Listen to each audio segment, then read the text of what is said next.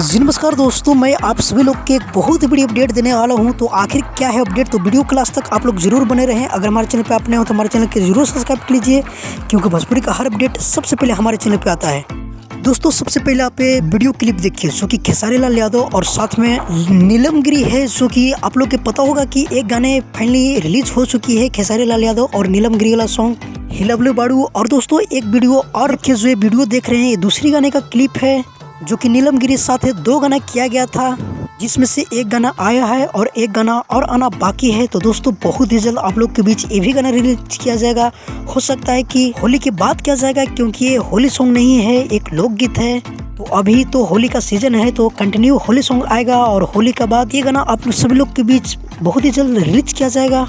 आप लोग कितना एक्साइटेड है दूसरी गाना के लिए, हमें जरूर कमेंट करके बताइए। और दोस्तों साथ ही बता दूं कि एक बहुत ही बेहतरीन सॉन्ग आ रहा है कल टुनटुन यादव के, जिस गाने के टाइटल है रंगले बा गाल देवरा। तो जाकर एक बार जरूर सुन लीजिएगा। तो फिलहाल के लिए अपडेट था, मिलते हैं किसी अपडेट के साथ, जब तक के लिए जय हिंद जय भोजपुरी।